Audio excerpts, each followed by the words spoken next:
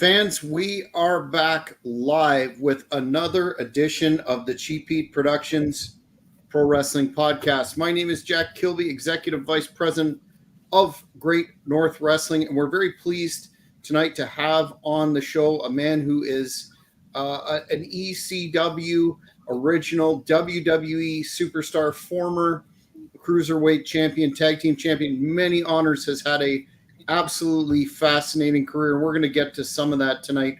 And I would be talking about Mr. Little Guido or Nunzio WWE. James, welcome to the show. How are you tonight, sir? Thank you for having me. Doing good. How are you guys doing? We're doing well. I will now throw to the man whose show this is, Mr. Cheap Heat himself, Morris Shorthall, to begin our discussion today. Morris, I would be remiss if I didn't welcome you again to your own show, sir. That's absolutely great. And James, thanks for sticking with me for this week after our technical problems last week. Really appreciate it. I always like talking to someone I grew up watching on the TV, and I loved watching you on TV. And I've had the pleasure of seeing you live a few times in Ireland as well. So first things first, I'll cut to what's topic of what we talked about last week.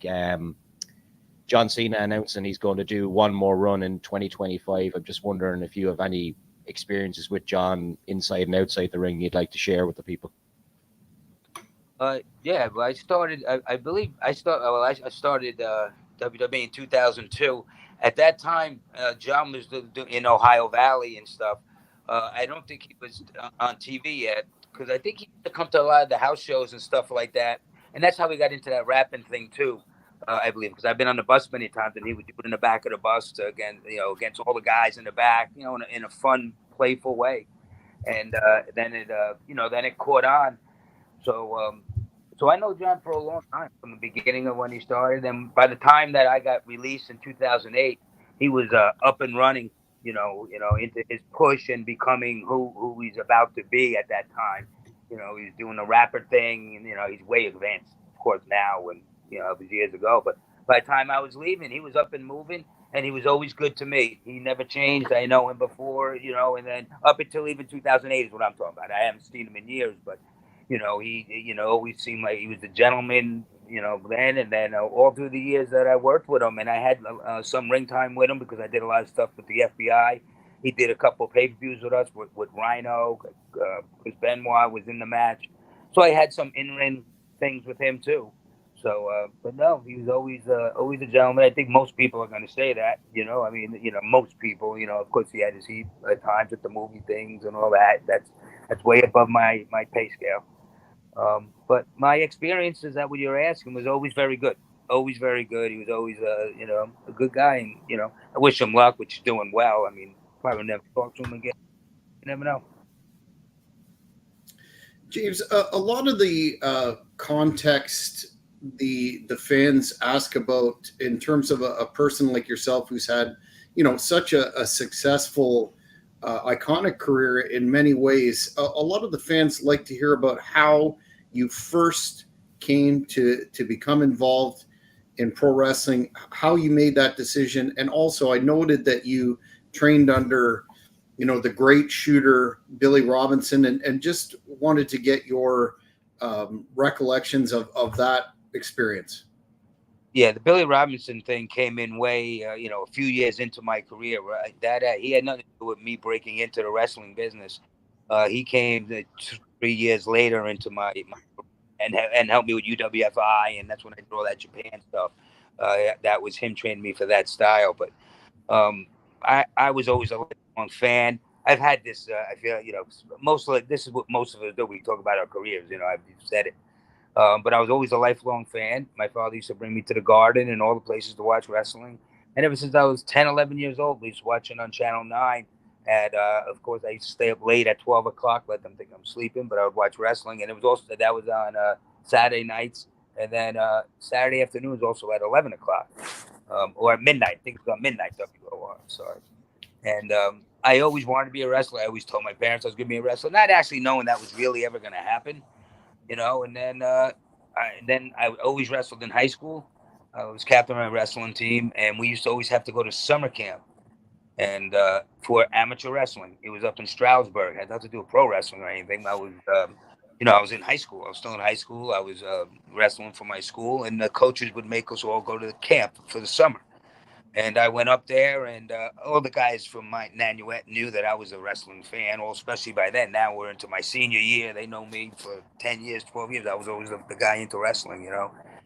So they came up to me and they said, "Oh, there's some pro wrestler. They say he's a coach. He's on the third floor. He wasn't on my floor." So I'm like, "Who?" And then they said, "Oh, the Executioner." Now, at that time, I wasn't a smart mark, and at that time, there was no sheets. So when you say the word executioner, yes, I grew up watching the executioner, but at that time, I didn't know there was 1,000 of them. They could use anybody under the hood. When I heard the word execution, I'm thinking of the only one I've ever seen. Grow up at I was only 18 years old there anyway, 17. The same execution that WWE used a million guys to do, but I didn't know that at the time.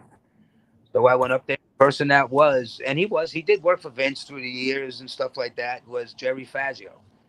And I was like, "Oh, I love wrestling." And he's like, "All right, well," he just opened a school at the time with Rocky Jones and Gino Caruso up in Parsippany, New Jersey. I lived in New York. So he gave me a phone number to the school, and he told me to meet him up there, next week and stuff. I met him, Gino, and Kodiak Bear, and Rocky Jones, and all those guys. And I signed up, and they asked if I wanted to, if I think I could do it and stuff. And I said yes. And, they had me come back the following week, and I started training.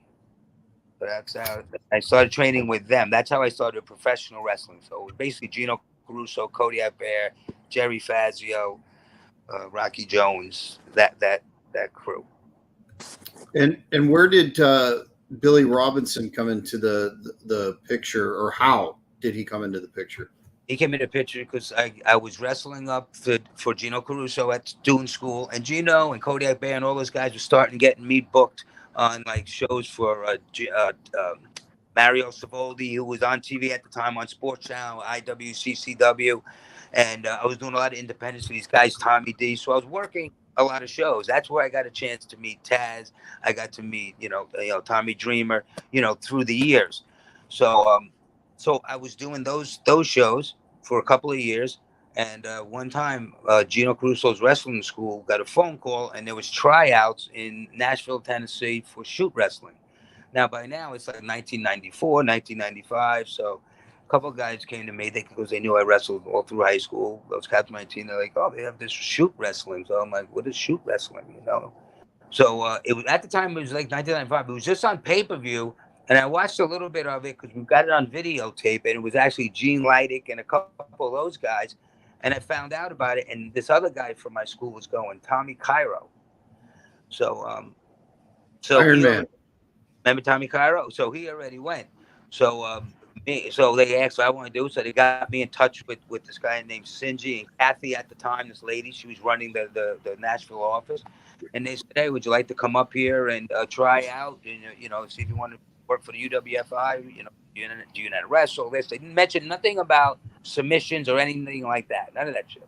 I never knew about any of that at that time.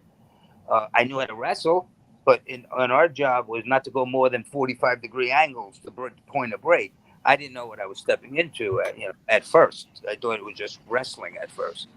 So I went up there for the tryout, and I wrestled, Billy Scott, Gene Leidick. It was me and a bunch of guys, and we had this whole camp for a week, and they just beat the hell out of us the whole time, and they were great wrestlers too. So yeah, without me knowing the chokes and arm bars, none of us stood a chance. None of us stood a chance because I never choked anybody. I never had arm bars put on. I didn't really understand what that was. And we were tapping out. So we did that for about a week. And then they sent everybody home. And I was one of the guys, I think I was the only one that was actually called to come back for another tryout. And I did that. And I'll make a long story short. I went back for that. And they beat on me for a few more weeks without teaching me. And I was, trying out, but they were just killing me. And they got to a point where I was like, "Listen, if you guys ain't going to teach me, just beat me up every day because it's not working for me here." They were paying me too at the time, and then they finally started training me and teaching me and taking me in and teaching me the submissions and stuff. And from there, they trained me enough where they thought I was good enough to go to Japan. And I got my first opportunity to go to Japan with UWFI. And I stayed there for like a year and a half until it closed, whenever it was. I always give dates, and then they never match up. I mean, it's a lot of this stuff I'm talking about. It's crazy. It's over 30 years ago. My whole career, as far as my career, that was back in the '94s, '95s. We're in 2020, so when I go through and talk about the Savoldis, some of those years are not. They might be a little off, but it's all there. It's all there. First fan question, and we've got some that have come in on social media, but we've got a live one here from Grandma Daisy, who's asking, which we'll touch about this iconic team. Do you keep in touch with Chuck Palumbo? I did actually talk to Chuck. I'm going to be in touch with Chuck. We're together. Oh, wait, we're not together. Him and Stan Bowley, and I'm with another group. And we got that convention up in Charlotte coming up. So I will see. And then Chuck is a police officer now in Vegas. So we actually got a couple of shows together, and he's supposed to make a couple of me and Johnny, but it was just too much with his schedule. And that's great for him. That's his job. That's his career. We'll have those now. So I did speak to him on the phone probably about a year and a half ago, something like that. But no, I don't keep in touch with him as much as I would like to. But I am looking forward to seeing him at the gathering. Awesome. Is Chuck officially retired then? He's just going to kind of do the autograph sessions now, is he? I assume he's not going to be wrestling and being a police officer. Yeah, probably not really allowed. That's definitely if company gets hurt. But also in Vegas, it's very like where I live. I live in New York. There's so many independent shows going around, and I'm a drive. New York, New Jersey, Boston, Pennsylvania. There's so many shows. I'm an hour and a half, 2 hours, 3 hours, and there's so many shows out there where I get a lot of work. It's very hard. You're going to use Chuck. You got to fly him in and stuff. Plus, with his schedule, it would definitely conflict. It's not like he could get in his car and drive an hour down the road, knowing he's going to be off. Everything would be a flight because there's not much going on, in Vegas that I know of anyway. I'm not saying there's nobody running shows, but not enough to do it for a living or to let it deal with your job. That's my opinion. I don't know. I could be wrong. Who do you keep in touch with, James, then these days, who you met over your storied career? Like, who were your best friends that you made throughout the business?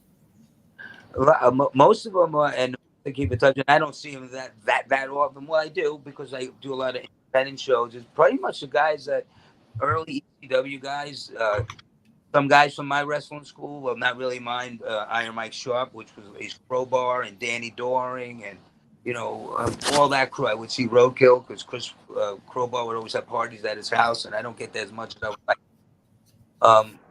So I still keep, guys. Of course, like I said about the Indies, I see a lot of guys all over the shows. I just did a show last week. Chris Masters was on it. I haven't saw Chris Masters in a long time. It's great seeing him. Tom Freeman was on. I get to see Tom a good amount of time because he works a lot of this area too. And he was always one of my best friends in the business. He helped me out a lot in early ECW days, and then, always, even in the TNA days back in the 2010 when ECW was over and WWE was over, and then he started relaunching all this kind of stuff. So he had a lot to do with my career in many different ways, even now,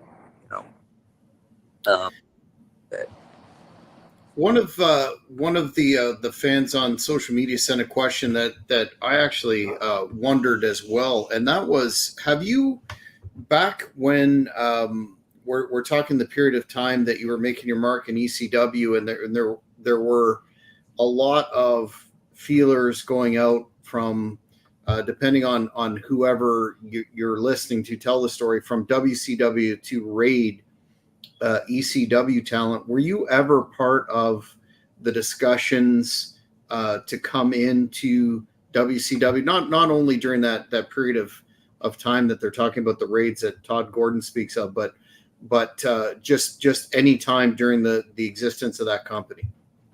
No, when talking about right before we closed down, I did ask. I believe it was Tom. It wasn't.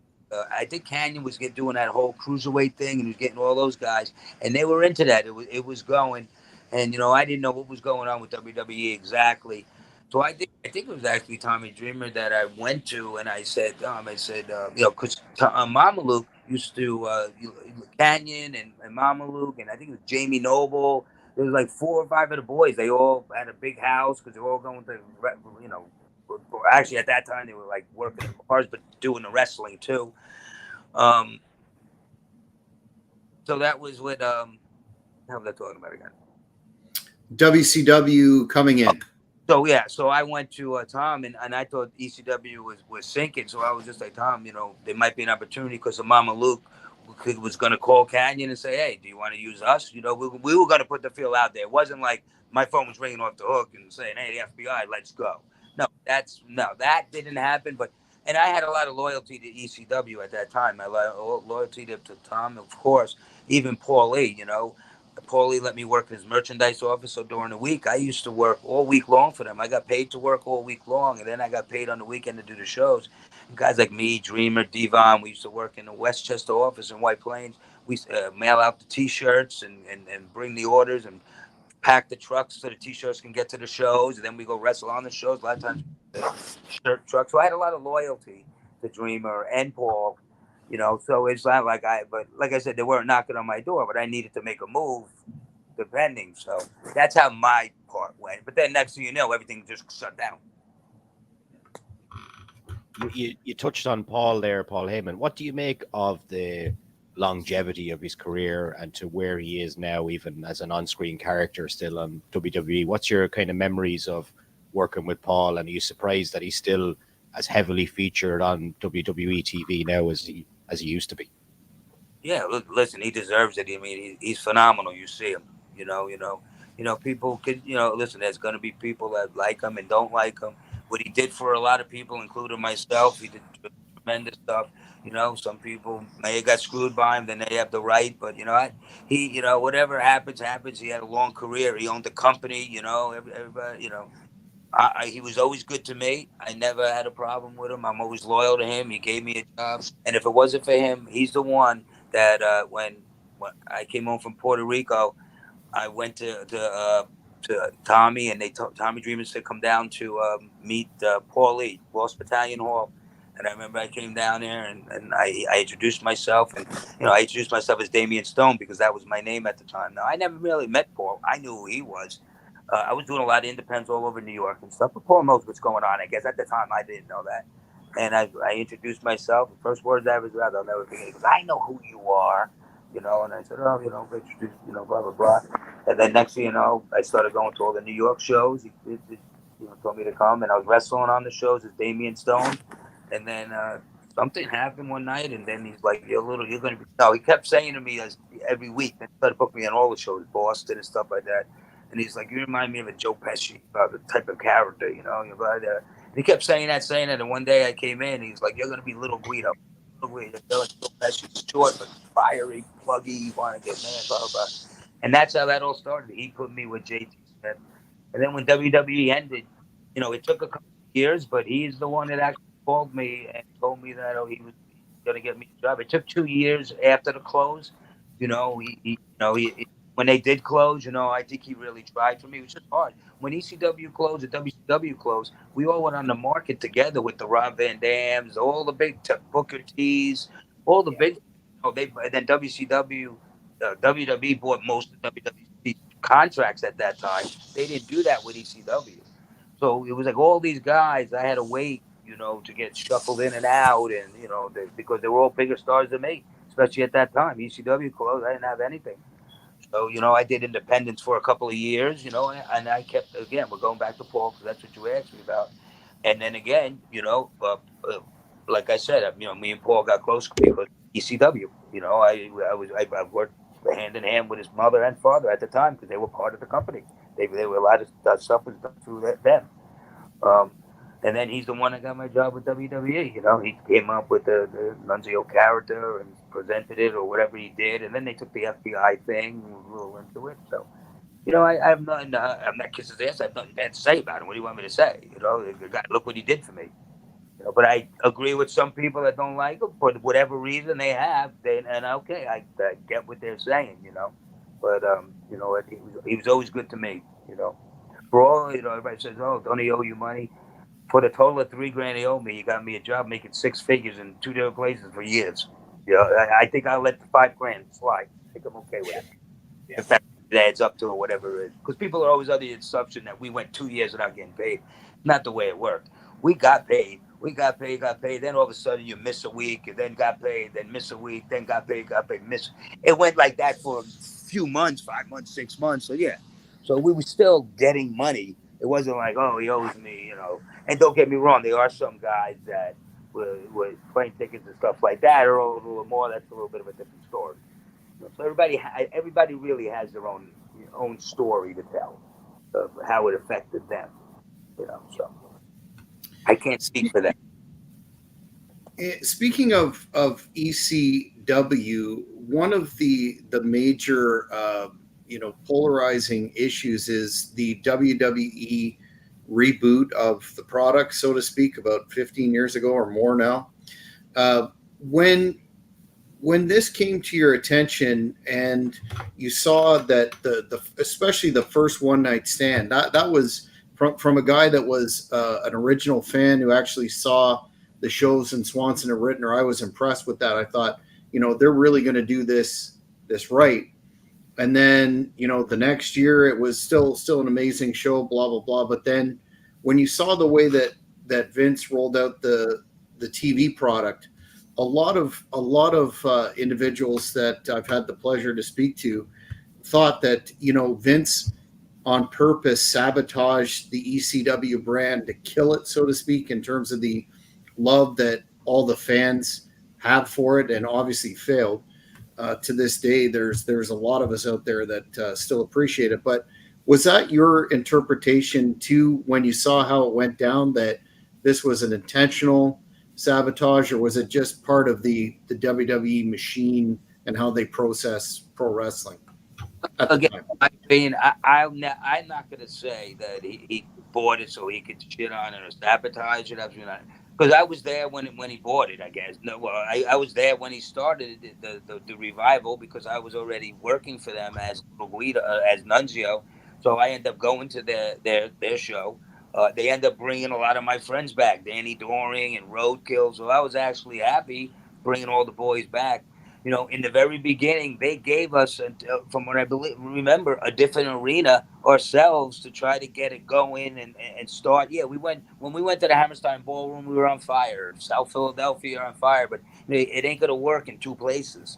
And when we would go into all these different other markets, we were only drawing a few thousand people, and it was hard to make money, because you get paid, you get your guarantee, but you get paid by the gate. So it wasn't working. Then they moved it into, we started doing it during SmackDown.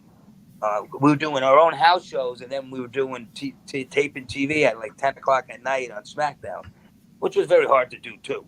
I mean, you're going out there, they start watching dark matches at 7. Here you're going live TV at 10. And a lot of these people, they're staying. So, it just, I don't think he meant to sabotage it. I think it didn't work. I mean, listen, maybe he did. I don't know. I don't know. I don't know what he's thinking. But to me, I mean, he always seemed like a businessman. Yeah, does he have an ego? Sure, he does. But, we bought WCW, but at least he made an effort. Like, he did an angle at us, squashing it in a way. He made it a storyline or whatever. He didn't just go out to sabotage it, or maybe he did. I don't know, but I don't think that he did that, because I think if he could have made money with it, he would have.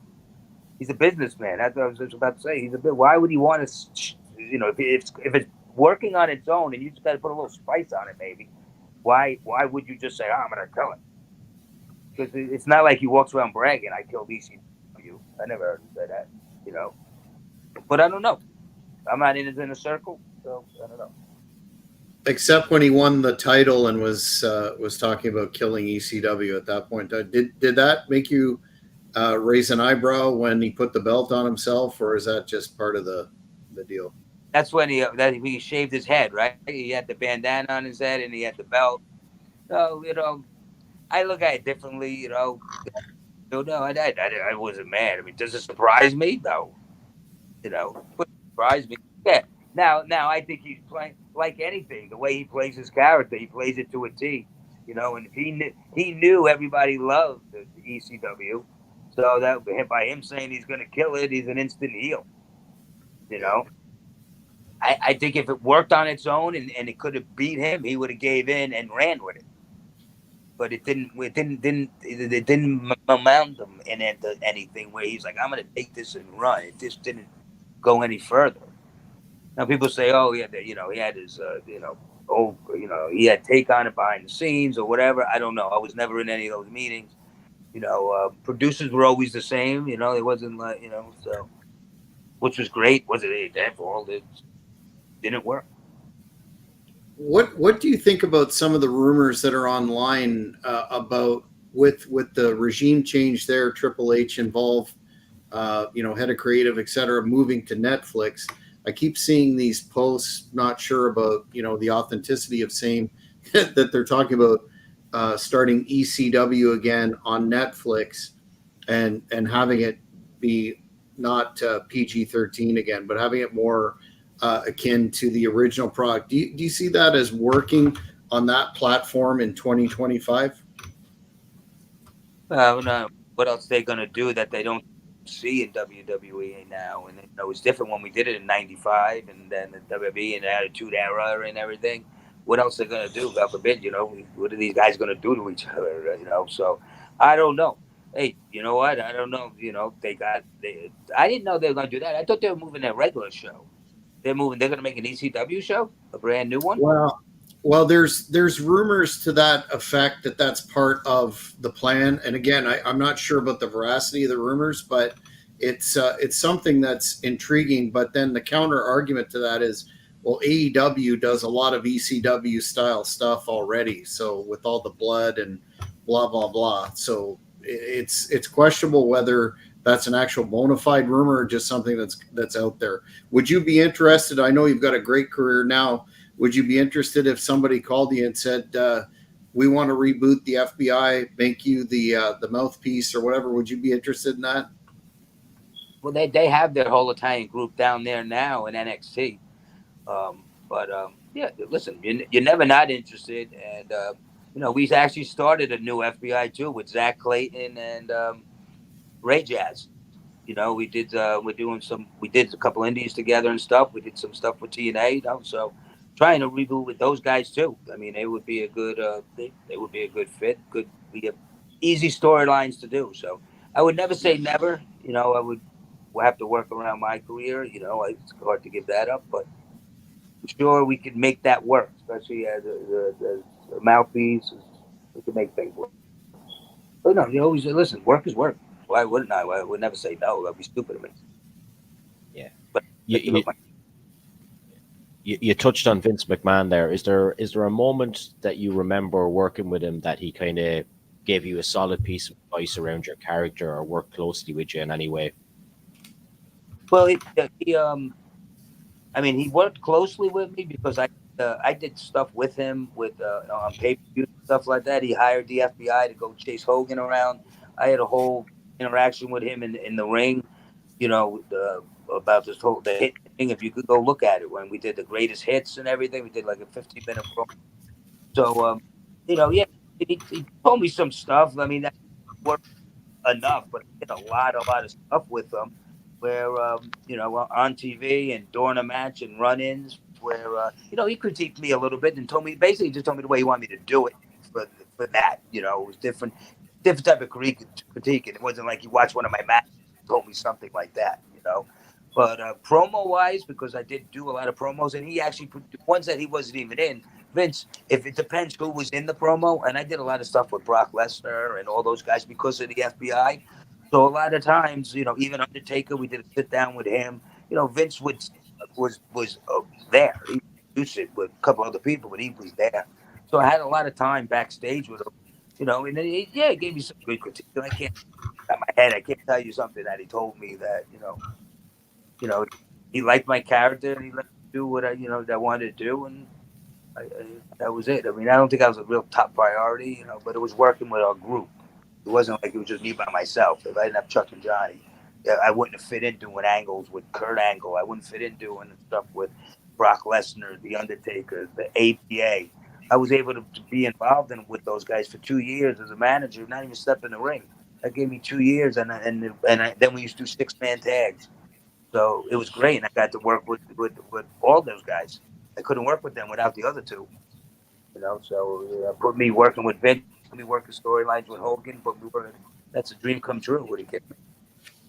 And working all the time, making money.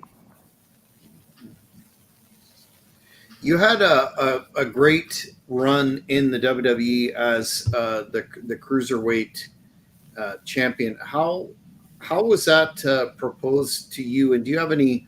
I mean, I could list some of the great matches that you had there, but what would you regard as your standout moment as that champ and advancing that kind of work rate on the WWE national stage that they're perhaps not as used to as in some other companies. Well, I won the cruiserweight title twice. I mean, the first time, honestly, which you probably don't even realize this. My door went to Right. What's going on out there? My first run, the thing with my first run is, they gave me the belt in Milan, Italy. We flew to do an overseas tour. So first show was Milan. So I did a house show. I won it in Rome, but then I lost it at the TV the following Tuesday, to Hoover Guerrero. So I never even brought the belt to the United States. They showed a clip of it on SmackDown. So that was a crawl, I would say. So that was like, but it was nice winning it in Italy. I got a nice ovation and stuff like that. So I only had the belt like 7 days. I never made it back to the United States with it. And the second one time I won it, it was Paul London. I won it in Connecticut, and they pushed it a lot. We were able to do SmackDown a good amount of time, but they really pushed it a lot for Velocity. At that time was like, they weren't doing much with it, and they put it on Velocity. Then they brought it back to SmackDown because they put it on Hornswoggle. Then they started putting it on a girl. Then it started to go away. So it went from with me SmackDown. Then a couple other guys had it. We all had it. Me, Chavo, Scotty, Aki. So we passed it around for as long as we could, and then they kind of just made a joke of it, and then it was gone. But I mean, nobody had a great one. But for me, I enjoyed it. I had fun. I'm happy. Because I was cruiserweight champion. I held it for whatever 3 months, 4 months that second time. And I had a lot of fun the first time. It made sense. I was in Italy. It was definitely a shock. You don't see, guys winning on house shows titles. And then on the next SmackDown, they showed a clip of the match, and then they showed a match. Then we lost that night. We lost to them. How did they pitch that to you, James? Or when did you find out you were going to win it in Italy at the house show? That night. They didn't I went in there. They told me just getting the belt. They didn't tell me I was losing, 7 days later. But it was cool. I held the belt all over the European tour, and then went there, and that was it. I was still happy. Don't get me wrong. I wasn't mad. Yeah, but it was. At least I had to fly back there. It was great. I didn't have to bring it here or take it home. Thing weighs like 30 pounds. Very, very true. One of the fans who was actually here in Smith Falls last year when you came in for Great North Wrestling and you wrestled twice, commented on, just what great, physical condition you're in, and how great your work rate still was, how great your matches were, including against Harry Smith. That was probably my favorite on the show that I booked. So wanted to ask you, with all the years and shoot elements of your career and all the miles, the bumps and the miles, how have you managed to maintain, such literally haven't lost a step in the ring, and that's the fans' assessment, but also maintained your conditioning so consistently when you see other people of your era, not have that same experience. Yeah, I mean, a lot of it has to do with genetics. I'm not gonna sit here and act like I'm in the gym 3 hours a day and stuff like that. But I watch what I eat a few days a week. I mean, I'm a lot smaller. I lost weight from when I was with WWE. I'm 25 pounds heavier. But when I was coming down, when I was up there, I was eating a lot more healthier food. I cut down on eating a little bit because I'm not lifting as much. But I didn't get fat, so the stuff didn't turn to fat. I don't have real regimen right now. I have good muscle memory. That totally helps. So I go to the gym like 3 days a week. I do circuit training. I do a little bit of cardio, and for the most part, I watch. I watch what I eat. Try to watch or do the best I could. You only could do so much. I like to have bad calories sometimes. I like to have a few drinks. I use those shitty calories, but you got to do what you got to do. So, but yeah, I have nothing. I don't make it sound like I do my cardio. I lift weights. I watch what I eat, and muscle memory has a lot to do with it. And I want to look good. I'm still going out there, but loss of step, I definitely, because from the outside, I do have bad knees and stuff. I got to be careful running the ropes and certain things. So, you know, there's a lot of stuff that you don't see. How did you manage to avoid some significant, unless that's unknown to the public, some really significant injuries, especially when you were working a full time schedule and for ECW? It seems like you were blessed in that regard. No, I definitely wasn't blessed. I got hurt a lot, especially going through those tables and stuff. But like everybody would tell you, you didn't even realize it. It's unbelievable how the way you could feel in the morning with your back and not turn, not be able to walk. And then by the time you have to go to that ring, you go out there and do the things that you would do. And people don't believe it. And I can't believe it sometimes, the way you work through injuries.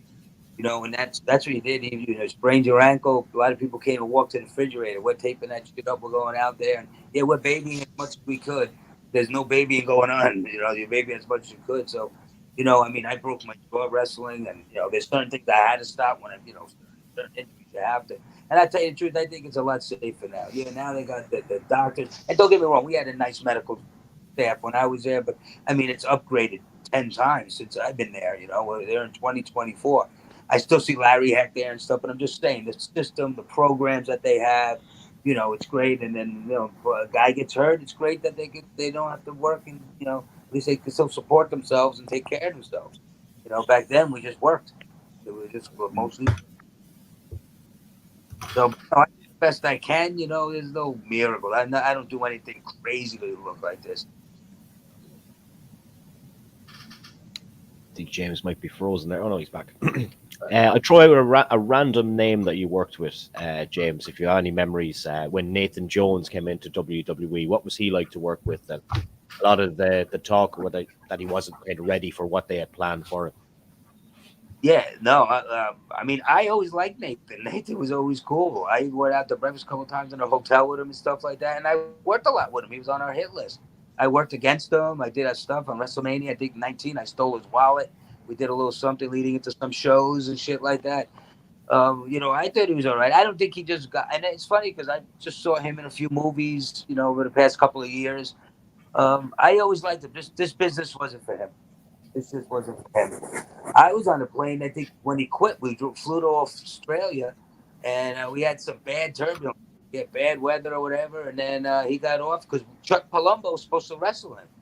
That was Nathan Jones, and Nathan Jones quit. He never came. He flew, took the flight to Australia, and then never came to the show. So he was just pretty much done with it. I think he was just done with it. But yeah, Nathan, I thought was cool, and I think what, I think he's made for what he's doing. He's an actor. Some people can't do this. Did I think he was horrible? No, because I did shit with him too.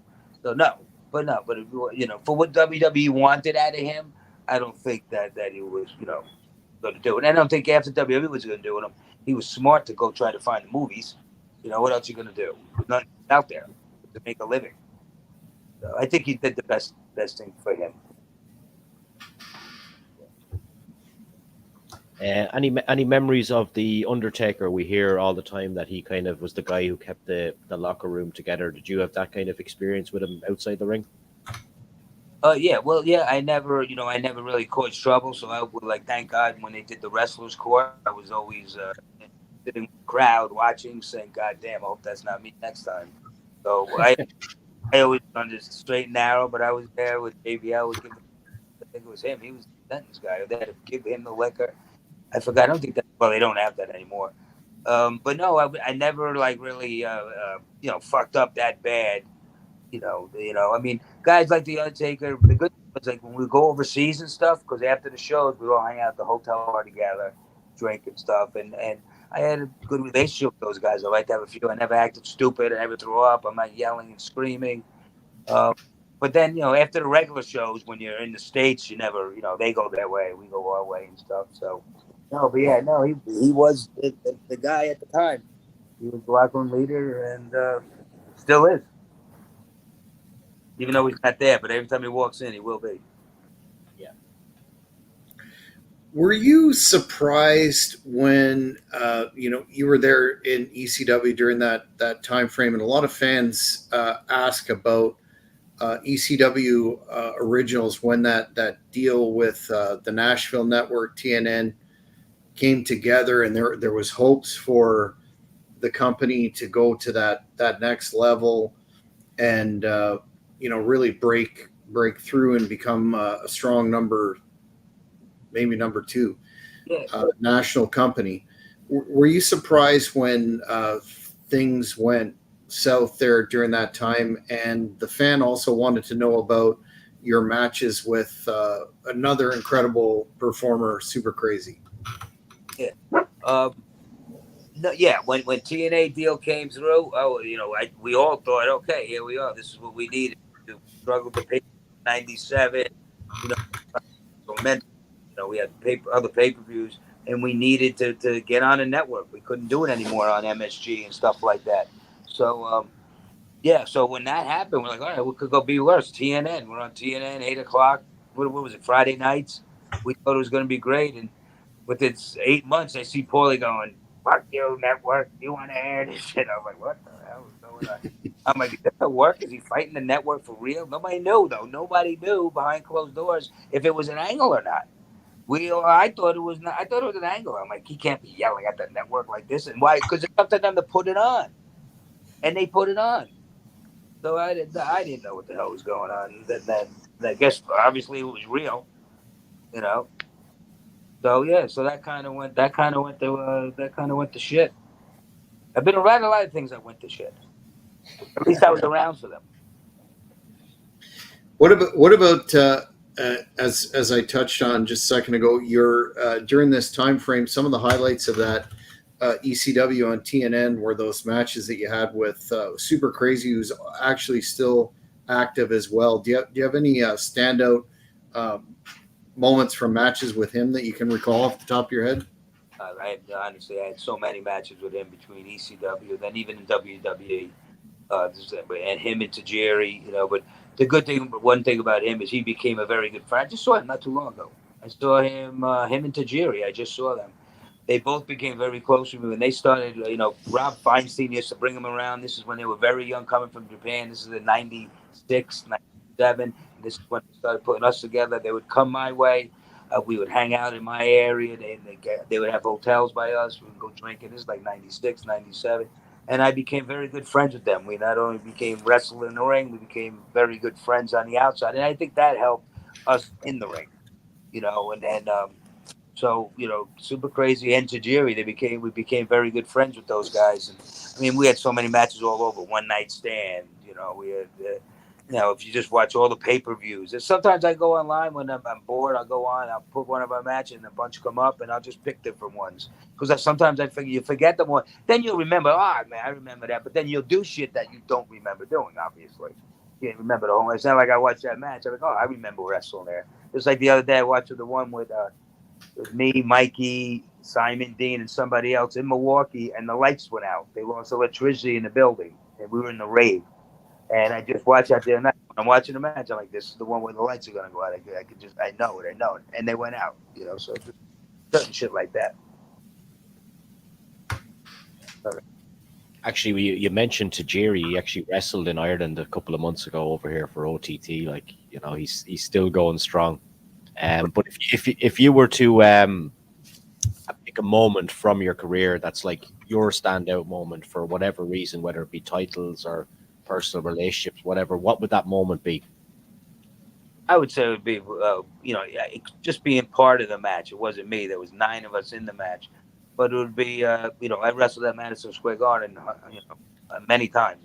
But when we did WrestleMania 20 at Madison Square Garden, my father brought me to the first one. I was at WrestleMania 1, Then they had WrestleMania 10. Then they had 20 at the Garden. So me being a kid in the stands at WrestleMania 1, whoever knew 20 years later, I was wrestling in Madison Square Garden. Now I wrestled there before WrestleMania 20, and that was still great. My first time ever there because I'm like, wow, this is great.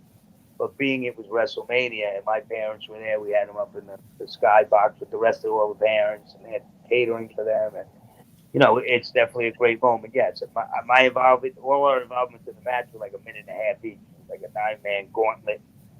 So what am I saying? It was my highlight match? No, but as far as one of my highlights of career, I didn't win. That didn't make a difference. It was just whoever knew 20 years later I would be wrestling in Madison Square Garden in WrestleMania 20, being there for the first one. A lot of us were there for the first one. Dreamer was there. This was before I knew him. Bubba Ray Dudley was there. I think Cactus Jack was there. They were also there for the Morocco thing. No, I think it was the Morocco thing I'm talking about. I was there for both. Nice.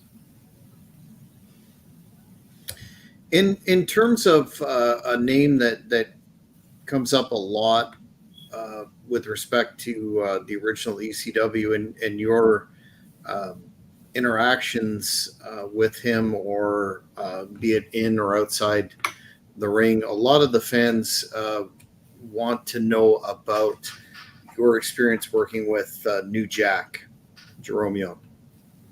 You know what? I run the belt at the ECW arena. I was friends, very good friends with New Jack.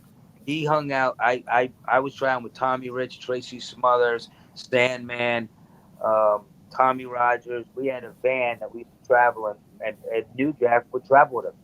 I was with that guy every weekend. He was definitely out of his mind. And I would. There's times I would be like, oh my god, I watched him fight a million times. I've been out with him a million times. And sometimes, you know what? I'm not gonna say he gets the bad end of the stick at all, but sometimes he gets attacked and people like nudge him sometimes, and then sometimes he's just gonna go off on you, And I'm talking about strangers too.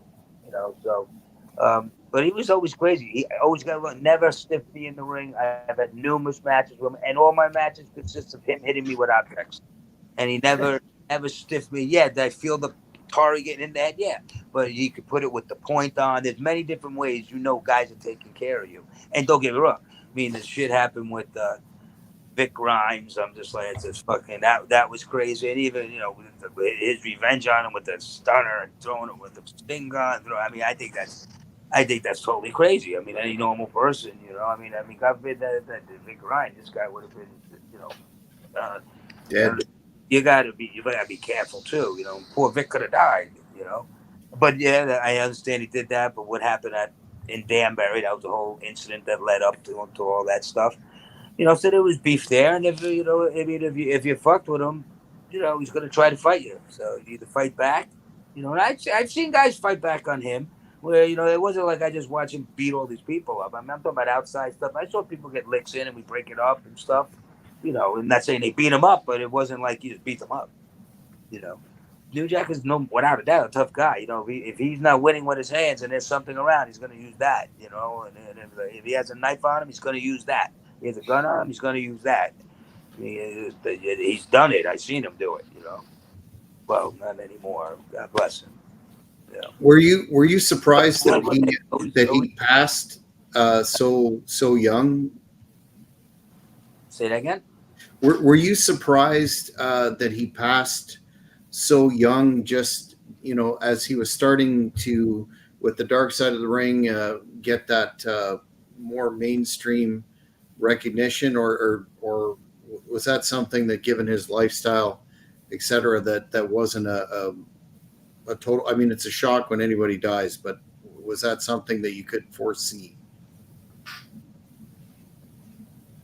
No, well, listen, honestly, no. When you see one of the guys, I'm saying I'm surprised that no, he was a crazy guy. He did a lot of things. But he just, I don't know. He was always nuts. So no, it doesn't surprise me. I'm not happy about it. It's not like I didn't think it was gonna happen like right now. But you know what? He's a nutty guy. He's crazy. So Yeah, it surprised me at the time. I'm like, holy shit, are you kidding me? The guy died. Wow, yeah. I wasn't like, oh my god, I'm not surprised. You know, it's not, as you settle in and you think about it, and you think of all the times that you hung out with him, all the times you were partying, and I mean, there's so much video. It's not like I'm telling on him. You see him high as a kite in the video with coke up for days. He's telling you. I'm not telling on him. I've watched him do videos, and I know him personally, so I could see he's all strung out. I'm like, man, it can't be good for you. It just can't be good for you, and in a long time for many years. So you know that definitely sucks, 100%. Especially, I was friends with him. I was able to get close with him because of our clique. We all hung out together, you know, and we all did crazy things together. I'm no angel, believe me. I done my share. I done, I'm just not as crazy as him. We hear a lot of stories these days, and a lot of them are kind of negative towards fans, and I don't agree with it. Like approaching wrestlers in public when they're going for flights with autographs and things like that. Did you ever kind of experience any funny or strange scenarios with fans over the years and traveling from shows? Like, No, well, they're always in the airports because they know they know you're in the coming. They know where you're flying. They're always when you go to baggage claim, they're always there. Uh, I never, and I know recently I think there's a lot more of people saying leave them alone or whatever they're doing. Yeah, listen, I don't like the ones that are handing me a book with 9 different slips in it that you're signing when there's 10 other people waiting. There's got to come to an end, especially when you're trying to get to your car and stuff. Um, I mean, once we all come down, a lot of times is once you come out with the group, these guys scatter all around. So you get a few in, you get a few, and I never really turn any down, but I'll do all the ones around me, and you keep walking because once they're with other people, they're trying to get other autographs. Come down by yourself because there could be 30 people waiting for whoever's coming out there, and you're the only one. They're all going to come up to you. And it's not like it happened that much where I had a problem. But it's part of the job. But yeah, I can see when you're walking everywhere you go, whether it's on the job, off the job, walking anywhere, and you got tons of people coming up to you. That definitely going to suck. That's what it is. But if I get to the bottom of the airport and there's a few people there, it doesn't bother me. Well, James, you've been extremely generous with your time tonight. Very much appreciated. Can you let the fans know where they can find you on any of the social media platforms? And aside from the gathering that you touched on, do you have any other events that the fans should know about so that they can have the pleasure of interacting with you? Well, I'm on Instagram and X. I think it's Nunzio_Guido, or go to Guido_Nunzio. You go. Once you do Nunzio, you'll see it. I don't have the blue star next to it, but you'll see it'll be all my stuff being posted with wrestling. I don't know if there's somebody else that may have that. I didn't invest in the blue star. So that's where I am on social media, and then no, I got the gathering coming up. I got something coming up in the Carolinas this weekend. I want to say Virginia. It's in somewhere in Virginia. You know what? I don't have the information. I would like to say, but I am going to post it. I'm going to have the guy sent to me. So if you go on my Instagram, Guido_Nunzio, Nunzio_Guido, whatever it is, you'll see something. I got to reach out. I got to post something about it. Well, we'll encourage all of the fans to follow you on social media, and I can speak from professional experience booking you if you're interested. And there's other promoters out there. The man is a consummate professional and a pleasure to work with, and we really appreciate your time here on the podcast tonight, sir. Thank you for having me. I appreciate it. You guys have thanks a so good much, one. James. We'll give you one of these. Have a good one, guys. Thanks, man. That's it for this edition of the Cheap Heat Productions Pro Wrestling Podcast. I know, Morris, that we've had some busy weeks and months, and are looking to get back on track with many more of these quality interviews that the channel's known for. Do you have anything happening that the fans of the channel who should be subscribed already and liking the videos that they should know about? So we are back tomorrow with one I'm really looking forward to. So Jimmy Noonan, ex WWE head of security, who's now an actor, and he used to do some work with famous bodybuilders in the 80s as well. So he's coming on. I've seen a couple of his interviews. Very interesting guy. Worked as head of security with all the top dogs in his time in WWE. So, and he's also not shy. So he's going to be telling some good stories with us tomorrow night. That's at 5 Eastern, 10 Irish. So we're going to get back on the saddle. And still working on a few things, but we just need to get over the line on a few of them. Well, yeah, and just in terms of Nunzio, what strikes me about him, and again, I had him up for Great North Wrestling last year, is the man has had a phenomenal career. Really made his mark, but incredibly personable, incredibly down to earth, and no ego. Yeah, no ego, and just the type of if you're a promoter out there, very reasonable, a guy that you're gonna. He put on. Honestly, I was Harry Smith, British Bulldog Jr. last year at Smith Falls. I mean, he's a phenomenon. He's a beast. He's another one we need to get on the show for sure. Absolutely. I mean, just an absolute prime of his career. And I meant what I said there. Aside from Magna McLaren of the Big Money Players winning the Canadian title from Jeremy Prophet, I would say that his match with Guido was an absolute highlight. Fans loved it. So really appreciate his time here tonight. And fans, we will see you back tomorrow with that huge interview and much more to come. Thank you very much for watching this video. Please subscribe to the channel if at all possible. It would really help.